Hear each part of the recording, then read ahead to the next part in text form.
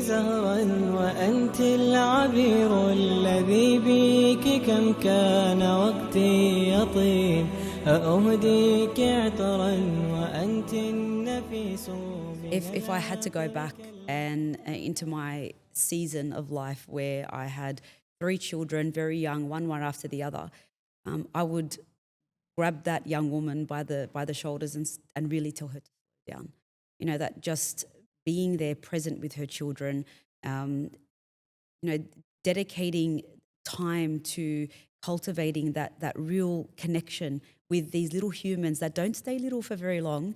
I would tell her to just let go of a lot of the expectations that were placed on her, and really just enjoy that time. Now those young children are all in their late teens for me, and they don't hug me as often. They're not around to spend as much time as they were when they were younger. So for mothers particularly that are caring for young children this Ramadan, be present for them. I know it's hard, but put the phone down, try and give them your direct attention. Don't let them compete with the social media and the distractions that are, in that screen and that phone that we're holding. Try and really give them your authentic self, because you're only regretting that when they're older and then they're no longer, no longer around. And of course, there's the everyday chores that we've got to stay on top of. But when we're making our intention that cooking that meal, putting that load of washing up, caring for our children, and maybe we're forced in some circumstances to limit ibadah to the home, that there's no shame in that. I carried a lot of resentment for many years because I looked around me and everyone was getting up and going to Tarawih and I was still left at home. But there's a reason why the reward for the woman who prays at home is more than the masjid. So, and this is something that we really need to not talk about as a threat or, you're better off at home because it's more. No. Circumstantial. It's circumstantial, but I want to love that advice. I want to really feel that this is what's best for me in this season of my life.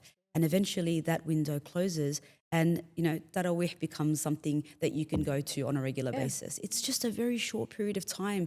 Things do change as the children get older. It's just a period of time. You just got to wait it out. Absolutely.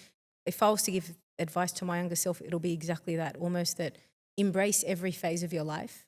And I tell this to young mothers and young women and so forth, particularly that resentment aspect. Why is it that I have to be stuck at home caring for these little ones while, my husband or partner, whoever it is, father, mother, whatever, they're able to pick up and go.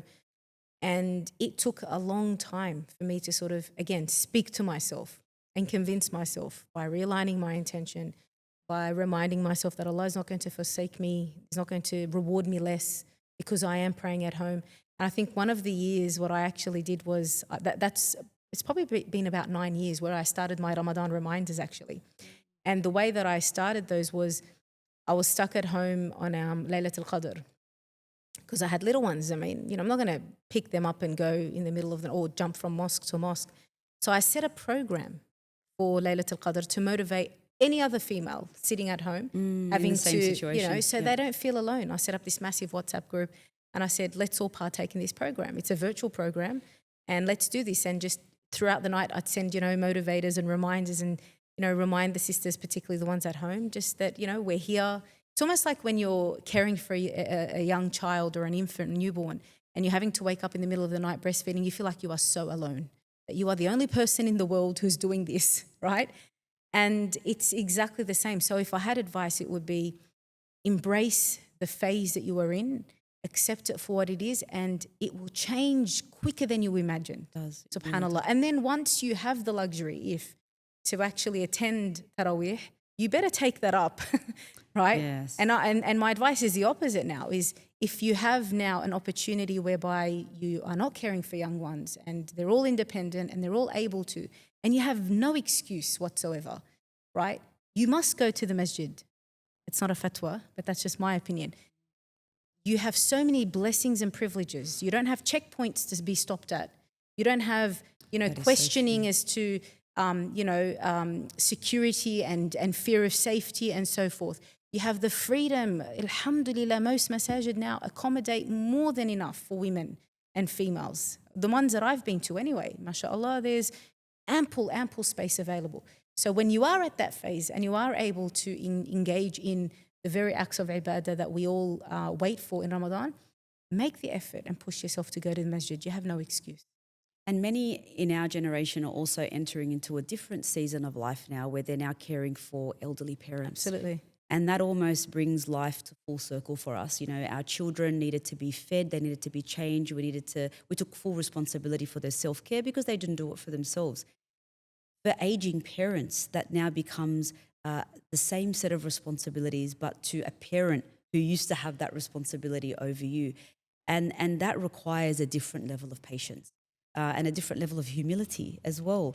You know, for our parents as they grow old, they need patience, they need love, they need service.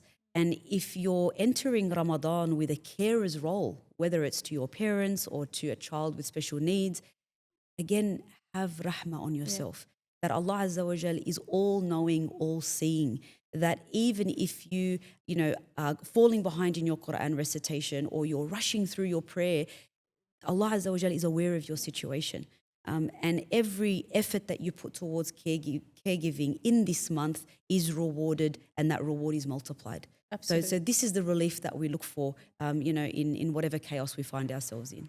Well, I really hope, Mariam, the last few bits of conversations we've had have been of benefit. I feel relieved. I feel like we've really been able to touch on some very, specific topics to women in particular.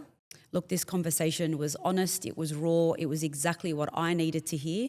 And I think a lot of the listeners, particularly the women that are looking to find that relief and that validation in the way that they're feeling when they enter this month, are going to really benefit from this conversation. And it's never enough. There's always a lot to talk about, and who knows, we may continue the conversation next Ramadan, inshallah. أهديك زهرا وأنت العبير الذي بك كم كان وقتي يطيب